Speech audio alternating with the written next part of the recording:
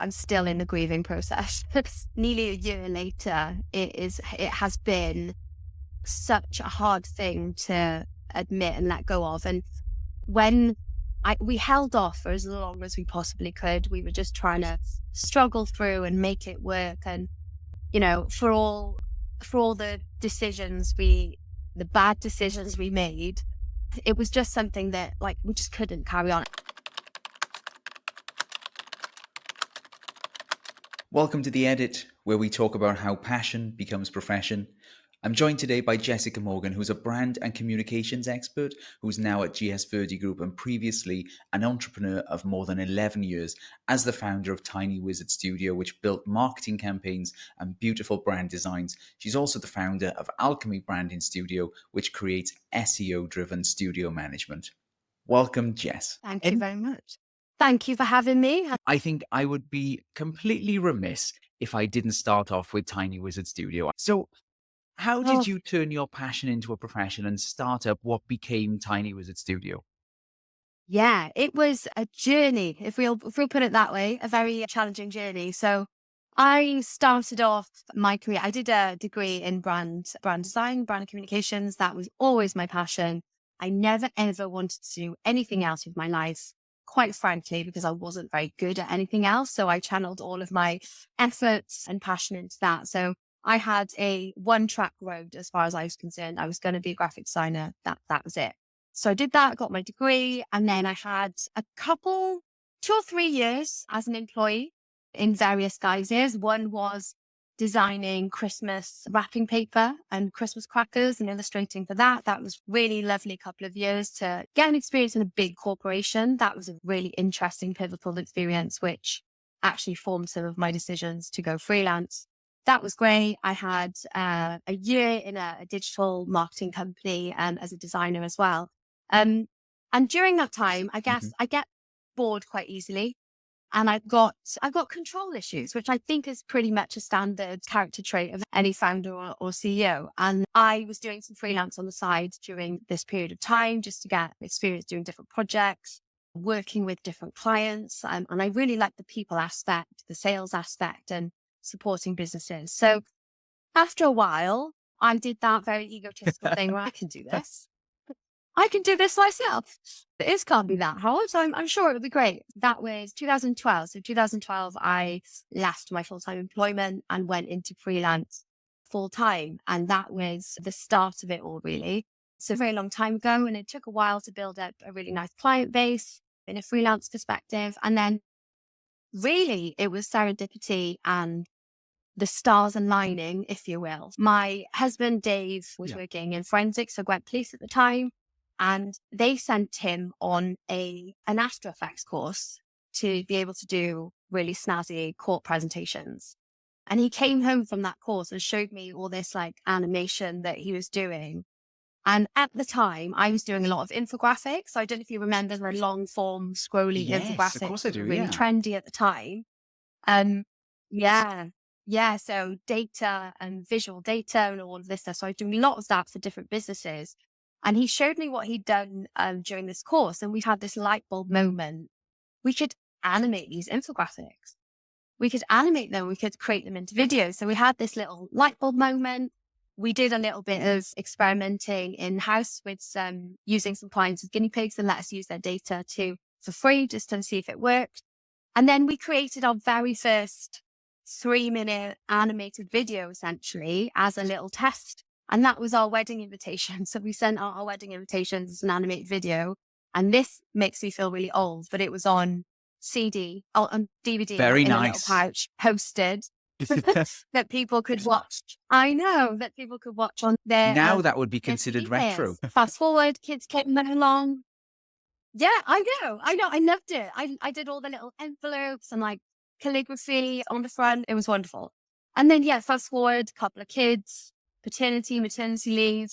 Actually, this is really working. So Dave left his full-time job in forensics and we've started building what was then going to grow into Tiny Wizard. So whistle stop tour, very long story. I'm really interested because I find I have strengths in certain areas when it comes to entrepreneurship. I have desperate weaknesses in entrepreneurship as well. There are things that you set about, you go into a business and you decide this is the venture I want because I am good at something. And then all of a sudden, as an entrepreneur, you find that you have to do all sorts of other things that don't actually involve the core thing that you set out in business to do. So I guess the question would be, what skills did you need Mm. to acquire or quickly acquire when you set up a business that you didn't even think about, you didn't even consider that you would need to find? Yeah, that's it's always an interesting one, isn't it? Because 'Cause you're like, "I'm a creative, I'm a designer," and then suddenly you're like, Yeah. sales, accounts, finance, marketing, all of the rest of it. And from my perspective, I think it was learning to not be a perfectionist was a really key one, because if you're running a business and you've got clients and you've got deadlines and all the rest of it, you can't be faffing about in that lovely creative way, perfecting things and taking as much time as you want over things. So time management and processes was really something I had to hone, because I could be there for hours just perfecting this one letter, within a brand. And that just, you can't do that when you've got a bank of clients to work to. So that was definitely a learning curve for me. And the other side was obviously Mhm. sales, budget, charging the right amount, having those difficult conversations with clients about payment terms and contracts and all of this stuff. And that took a little bit of joy out of it at the beginning. So I was like, oh, I'm not really down for this, but it's all part of the skill set. And you just bolt on all these amazing new skills and bits of knowledge that make you into a very different person, like a few No, years no, but later you from scaled finding. Tiny Wizard Studio incredibly well. It grew to be something fantastic. You ended up employing other creatives in amongst all of this. Um, what's it like to go from being the creative Yeah. person to being the person who employs the creatives and having to, I don't know, rein people in very slightly, or did you do that? It was an interesting one. And looking back now, I think that was the most Really? joyful and rewarding part, because I never quite felt like I fit in my very limited time as an employee where I was. It was never felt like I could be myself or really bring my creative flair. I was always editing parts of myself to fit into whatever environment I was in at that point. So when we started to talk about employing creatives, one of our key missions was to make and build an environment where everyone who works with us feels like they can be themselves all of the time.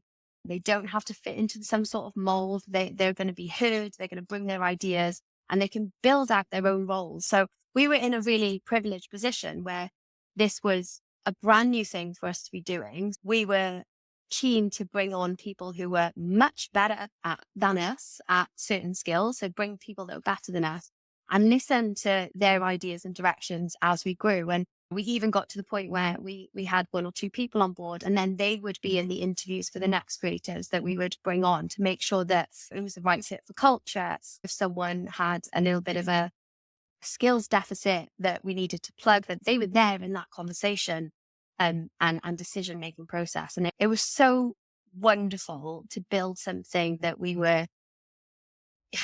all felt part of and proud of, and everyone had involvement in the process and the clients we were working with. I think that was the best part. And that's the bit that I will hold on to until the day I die. Like, the business may be closed, but we're all still in touch. We all still hang out. We all still work together when we can. And that is because we focused on culture and people rather than skills. And that will just always be something I'm. That is great. It's one of those things. I did want to touch on the fact that it's the Tiny Whiz is now very sadly closed. What was it like for you? Because me personally, I see a business. Myself. Correct me if I'm wrong for you, but I see a business very much as I'm birthing a child in a way, and this is my baby. I had those four cafes which closed. Very small part of my entrepreneurial journey, and closed those. And that was very difficult. That was incredibly difficult to do. And that wasn't even my full venture at the time. And you putting your heart and soul into Tiny Wizard. What was that like to have to close Tiny Wizard? If I'm honest, I'm still in the grieving process.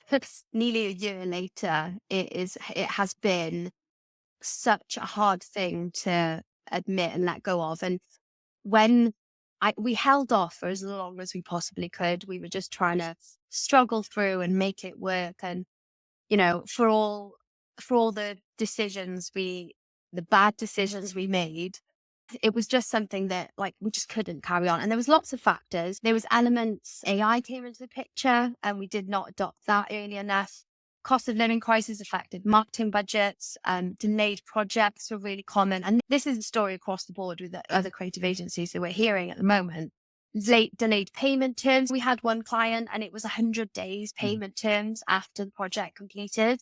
And for a small Yeah. agency, Yeah. that is just not sustainable. Really, a year before we closed, we should have halved the team. We should have halved the team and we might have survived a bit longer. But as I said earlier, that's easier said than done when you've built something that you're really proud of in terms of culture and team. So that wasn't an option.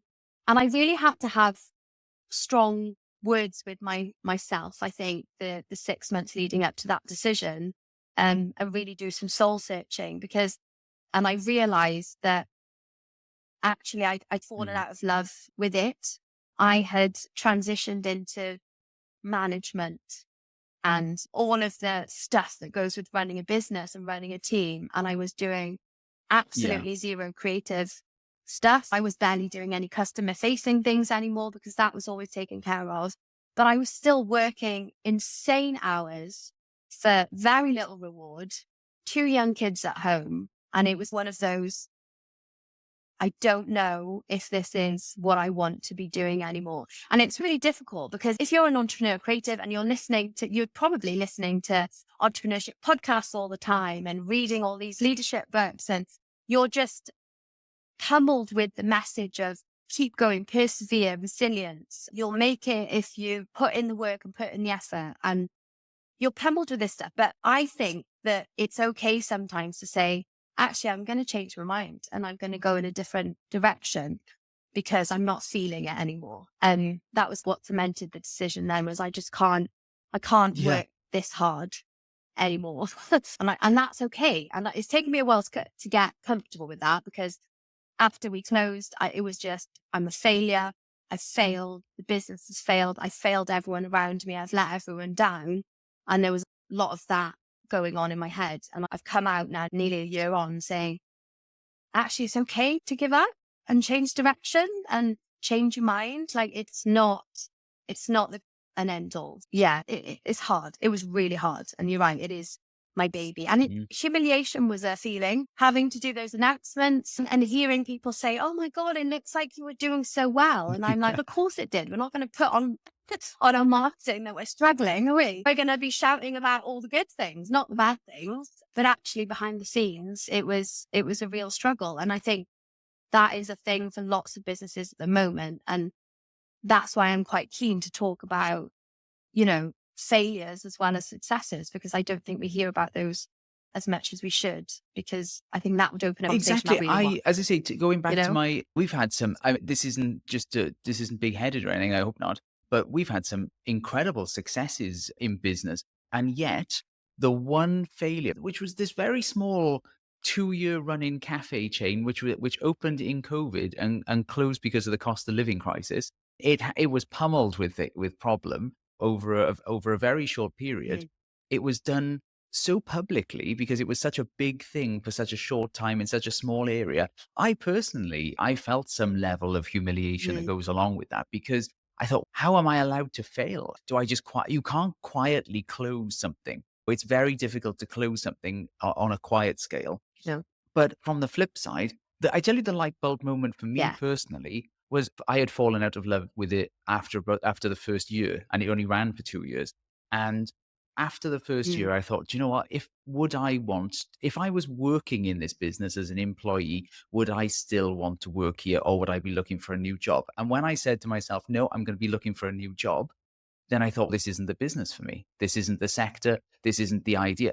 And I think as an Yeah. entrepreneur, you keep going and you keep going, because you're quite right. You're told so often to keep going, and if you will turn a corner, something will happen, Yeah. something will change. And when nothing happens and nothing changes, you find yourself in a very dark place, both in terms financially and also Yeah. emotionally, because you've built up a relationship with some incredible people, who you now have to walk away from and say, now I am the employer. I'm no longer Yeah. your friend. I'm no longer your colleague.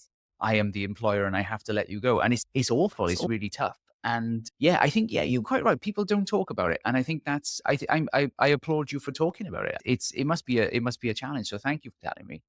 But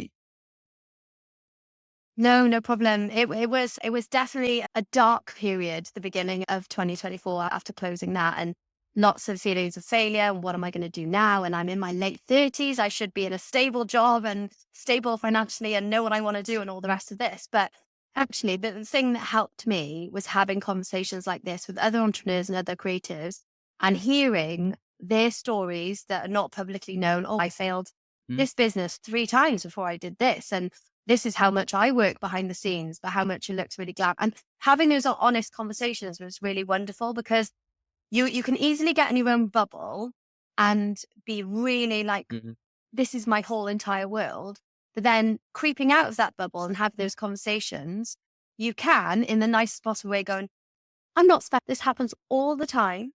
To loads of different people. And this is a really common story. And we should all be talking about it because then we'll Yes. feel less Yeah, shit, you've got what is this? The essentially. statistic is something like 80% of businesses, or maybe more now, 80% of businesses fail in the UK within the first year, and something like a further 30% of those businesses fail within the second year. So you think actually that's a very small number of people Yeah. who actually make it, and yet we don't talk about those larger amounts. So no, I think it is good. And do you know what I think is also quite Yeah. difficult as well, which is something I wanted to ask you about, is how you go from on being an entrepreneur to going back into the workplace in terms of mindset. How does that work for you? How do you go from being an entrepreneur who makes all the rules and makes all the decisions to being part of a bigger machine that forms part of that information? How does that work for you? Yeah. Yeah. That was the next challenge. Going from somewhere that you control the shots and the decisions are yours, you can make decisions really quickly and things move forward. I I was thinking about it because of what had happened and the situation we'd come out of. I was thinking about it in a quite a positive light. I was thinking, I get, you Yeah. know, paid every month. I get, I get holidays, sick pay, pension, all the benefits a usual employee would get. So I'm going to focus on those positives because that's been the bit that's been a challenge for the last 12 years we ran Tiny Wizard. We had some great, Mm, fantastic years and we had some real struggles. So I was thinking of that from a positive side. And if I'm honest, I did not anticipate the culture shock of coming in as an employee because it was, yeah, I went in January, I went into a contract marketing role. So it was really short term, 6-month contract to help them build their marketing functions. And that was fine because it was a nice transition because it was running a team, but within something bigger. So it had similarities apart yeah. from I didn't have to pay that team. So that was like Yeah. mind blowing. Uh, but it was a challenge to go from being able to go, yes, that's a good idea, execute, because I'm quite a fast moving, impulsive person, to Yes. then there being a process and people above and having to get things done that way. But it was all positive, all great learning experience. And I have learned to, it's been a positive that I've had to slow down. I've had to slow down. I've had to have longer thinking times and pauses between things, which is actually quite liberating because before it was, we've got to solve this, we've got to solve it now because it's your thing. So you have to make it happen then and there. Whereas you can go, right, I think this is a good idea. I'm going to pitch it or do whatever you need to do to get it through the people that make the decisions. But you've got time to digest it and think about it. And meantime, it's still running. Everything's running smoothly, but you get to have some thinking time. So there's been loads of great positives for it. The only thing that I think I also didn't anticipate was the fact that I'd gone from a culture that I'd really cultivated and built with a clear mission into much larger organizations with perhaps not the same Different. culture. Not bad, but different. That was, yeah, that was interesting to me. I was baffled that everyone didn't get one-to-ones with their Yeah. manager every 2 weeks everywhere I went. That was interesting. It's been okay. But what I have learned is that even though I've switched direction, I will not compromise on culture and values and working with nice people that I like working with and that I enjoy working with, because that 12-year challenge of there was brilliant. The culture was the positive and the people I worked with. And if I Mm. don't have that where I go, then it's Yeah. just not going to be fun. So I've known that's a non-negotiable for me, I think, is the people and the culture element. Is there But it's anything been else good. that you've It's been taken interesting. from that you've learned as a as an entrepreneur that that you can apply going back into the workplace? Was there anything specific that stands out for you? Yeah, I think one of the things that is a universal skill that you can carry between business ownership and employee, whatever, to be curious about people, be kind, and always focus on how you can help them. And that applies to when you're talking to clients, and it applies when you're talking to coworkers, managers, people above you. If you go in with what's happening, what's the problem, tell me about it, the outcomes are always so much easier rather than Mhm. going in with what's in it for me?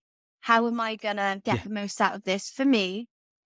What's going to work for me? It's always been something I learned very early on in business anyway, like sales, marketing, building those client relationships. But I've learned now that going into larger organizations, lots of different teams, if you can have that same attitude with your colleagues, then you're on a winner. So it's just about being kind, being curious, helpful. That's not to Yeah. say that you shouldn't have boundaries and lay those boundaries out. What's your responsibility? What isn't? But being curious, being a people person, um, and being helpful, I think, is something that's served you well And now with you're in this transition. GS Verdi Group, which is a brilliant company. I've worked with them a few years on and off, which is great. How have your creative skills been invaluable in not only getting the job, but being able to take your sort of yourself up a level in terms of employment? It's interesting you say the creative skills there, because that's not what actually landed me the job, really. It is the curiosity and the Really? people element and the building relationships element. Because I've known some of the team there Yeah. for a good few years on the networking circuit, built a really nice relationship with sort of senior members of the team there, which has been fantastic. And the the interesting me joining then was because of my network and the relationships that I've built and the businesses I've worked with, not necessarily my creative skills. So I've had the really amazing 4 months. So I joined in June.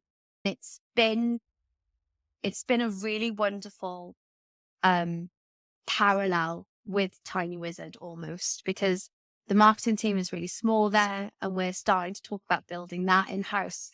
I brought one of our senior designers that were with Wow. Tiny Wizard Okay. Studio into the team there.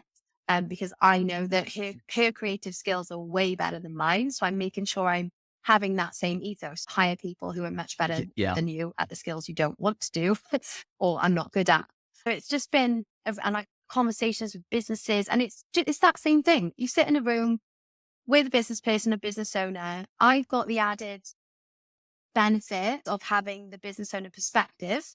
So those conversations that I can have, I can sympathize and empathize with their struggles and what they're going through, and ask them those questions and be curious and usually find a solution that helps them out, whether that's with our services or a different service within the group or elsewhere. And it's just been a wonderful time of just amazingly inspirational conversations, which has helped me heal as well from the closure of Tiny Wizard and learning that we're all going through this struggle and we're all trying to figure out along the way and we don't have all the answers. So it's really good. But to go somewhere where you already had a relationship with someone, they trust you to do what you need to do is just awesome. So I feel really lucky because I Yeah. think I could have No, you're ended quite up right. anywhere, Can I you know? talk to you a little bit about branding and marketing just in general at the moment? You mentioned earlier, we were talking about AI. AI just came up. AI comes up every moment in every conversation. AI will be editing this podcast. AI is doing so much. There was a guy the other day I was talking to who was writing a book and he's using AI to write it. And okay, like that's fine, whatever. What I saw, apart from yourselves at Tiny Wizard, I saw this morning, I think it was Jammy Custard. I don't know if them closing There's quite a few Yeah. marketing agencies that are closing. Is this the result of a culmination of things, but is one of the major things, do you think, is the rise of AI and the accessibility of AI for the day-to-day consumer going in that direction instead? Absolutely. AI has had a huge impact on creative businesses, but I think in a couple of different ways. So I think one angle is that, and we found this during 2022, 23 with Tiny Wizard, is you would have marketing teams that we were working with to deliver something to a marketing team within a business say things like, oh, we don't need to use costs for writing the script because we can do that Right. with AI. Or we don't need this part because we can do that with AI. So there was little cuts being made to budget on the basis that they could do that with AI. So that was one angle. And my response to that was always, that's fine, but do you know how to write a brief Yeah. for Yeah. AI to write a script? You still need this knowledge to be able to write a coherent brief, a thorough brief to give to someone. You have to think of AI as a really clever intern. You still have to give it the right directions and right input to get the right output. So that was one area, and we were seeing that happen a lot. And the results were always terrible because they were just not putting the right input. And the other angle of how it's been affected is agencies not adopting it quick enough. And even early on, like really violently rejecting it with like language of this is not a thing. We've got values. We're gonna create it. And I get it. I do get it. Yeah. But you will get left behind, and lots of agencies have because of that reason. So there's a brilliant quote. I heard the director of strategy for was speaking at an event the other week, and he pulled up a quote on screen, and it said something like, AI won't replace people, but people who are great at AI will replace people who are not using That's AI. There's this language of you have to sit. Imagine in 1994, people going, yeah. oh, the internet, that'll never catch on. I won't bother getting involved in that.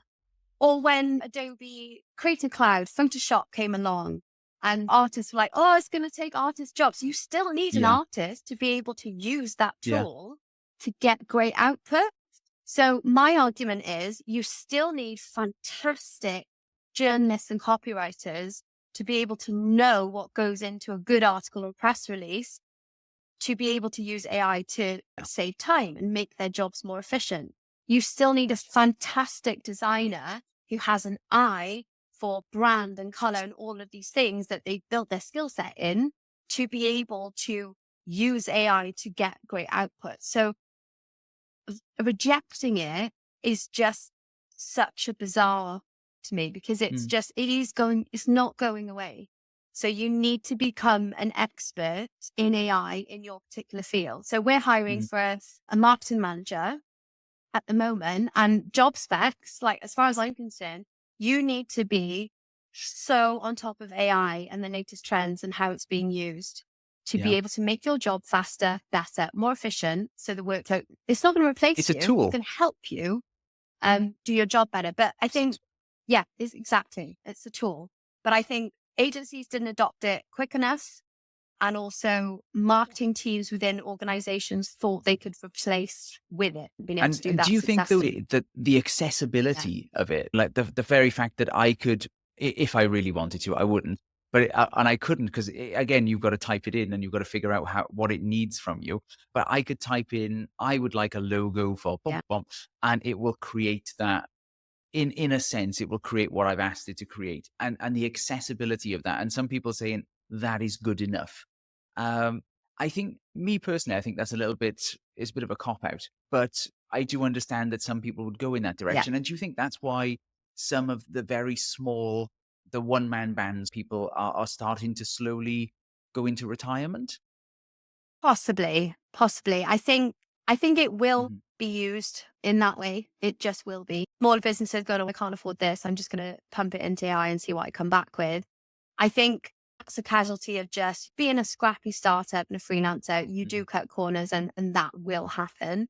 But I think those smaller creatives and freelancers, again, need to communicate why their knowledge and their skills are still valuable, and how they will utilize AI for you to make the job more cost effective for you or faster or whatever it might be, rather than saying, absolutely not. I am a traditionalist brand designer. I will not use AI for any of this. They will go and your customers will go and do it anyway. So how can you bring that into your knowledge bank and the way you talk about brand marketing and say, this is great, but actually you might need my skills to write a really good brief to input into AI. Are you interested in paying X amount for that? We can help you utilize AI to refine it and make sure it's correct. That could be a service Yeah. that creatives could be offering. Um, Similarly with things like social media graphics and Canva's a great example, right? So all the designers at Canva's just the worst thing, but businesses everywhere are using it and they're asking brand designers to upload all the assets Mhm. into Canva so they can do it themselves.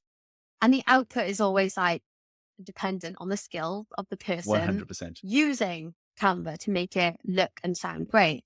Exactly. So it could be that I was talking to a freelance designer the other day and she was really frustrated because she was creating all these beautiful brand assets and they were not using them right. So everything that was being pumped out on social media was clearly in Canva and it was just bad. And she was really frustrated. And I was like, why didn't you go back to them and say, I will be your brand manager via Canva. You can do all of the work, pay me X amount of hours per month to go in and make sure it aligns with the brand guidelines you've built, is unique, doesn't look like anybody else's, doesn't cost you the cost of what it would cost to do all of the work. AI is doing some of it, but you've got someone who can look at that and say, that's great. And oh, okay, I could do that. Use the AI conversation and find new markets and openings to charge for your services, because I see it going full circle. There will be a few years now of everyone pumping all of their content and all their brand content into AI. And then eventually someone will notice everyone's Yeah. stuff looks exactly the same. This isn't good. And then you'll have a really savvy brand manager, brand designer somewhere going, okay, we need to go back to investing into doing this properly and more thought out. And it will come back to using those creators. But if you're one of those creators who's ignored AI for 3 or 4 years while this is going on and doesn't know how to utilize it, Mm. you're not going to be the first port of call. I think it will come full circle, but we Yeah. still need to get our knowledge on, really. And if and you were, that's it. I've got to ask this question because it's such a random one. But if you were looking back now at everything that you've done for the last, I don't know, 10, 15 years, would you do it all again? Would you do it differently? I That's know, an not interesting that you one, could isn't it? make this change anyway, even if you wanted to, but if for some reason, time machine style, if you could, would you? Yeah. I often have this conversation with myself. I don't think I would.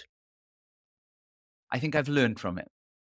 I think if you'd asked me in January, I would have said, yeah, I'd go back and I just wouldn't have done this. I wouldn't have done that. This month at the present time, I can look back and know that I wouldn't be able to be sat in a head of brand and communications role for a corporation if I hadn't been through those struggles and challenges as an entrepreneur, built a team, lost a team, earned loads of money, lost loads of money, made all of the mistakes that we made. I wouldn't be able to be where I have the knowledge to do what I'm doing now. It would just be absolutely impossible. Not to say that I might not have worked my way up, but I think all of the failures and the struggles and the mistakes and the missteps, the crying, all of that has made me much more resilient. I'm less likely to take things personally because I know how the world Yeah. works now. Because shit happens and it happens to everyone, and it's not always about you. You're not the hero in this world story. And I wouldn't have the confidence and I don't know, the proof, the evidence of this Yeah. is what I've been through. So I know some Yeah. stuff. So maybe you should No, listen to I me. totally agree. Yeah, I would say that the last however many years shape who you are. And yeah, it can fast track you in some way because that the person you are now is reflective of the successes and failures you've had right up until now. So you wouldn't be who you are now without that. Even though sometimes I think we have days where we'd all like to go back in exactly. time a little. And final question, what would you say Always. to an aspiring entrepreneur or a creative at this moment in time? Where would they go? Should they go self-employed? And how should they do it? Oh, I think it's too soon. It's too soon. I think that if you are starting out freelance, you're thinking of going freelance, there is always a space for you. There's always going to be a space for you. It's not crowded. There's plenty of work out there, but you need to find your niche, I guess, the bit that you're better at than other people, and talk about that. Um, and the other thing I think on that point is it might be a British thing or whatever. I don't know. We're not very good about like Quite bragging right. about our skills and what we're good at. And we don't like talking about, I'm great at this and here's the evidence. And I don't see a lot of that from young British entrepreneurs on social media talking about things they're good at. And it's okay to do that. You need to advertise yourself as long as you've got the evidence to back it up and you're not being an egotistical maniac on videos. I think we need to be doing more of that. The other thing is the value of Okay. LinkedIn. So I think there's a bit of a decline in 20s, early 30s creative professionals spending time and effort on building their LinkedIn connections. All of the other social media profiles have their place. But from my experience, the last 16, 17 years, the connections and relationships I built just from showing up on LinkedIn, communicating about my story, what I'm doing, what I'm good at, connections I've made, those are the conversations that have brought me the most opportunities. And I think people get bogged down with likes and impressions and engagement on that platform, but don't underestimate the Yes. silent lurkers. The CEOs and the investors and all of these really busy people are on LinkedIn. They just haven't got the time to be commenting, but they're watching. And I think those are the times when I've had a phone call or an email out of the blue, never heard from this person. And it's, oh, I follow you on LinkedIn and I saw your post about XYZ. I'd be interested in chatting. And I think it's a really powerful platform. And I think that would be somewhere I would spend a lot of time. Even as a creative, even with visuals, there's so much opportunity on there. I would definitely be all over that platform. Yeah. Jess, you're honestly inspiring. Thank you so much for sharing your story today.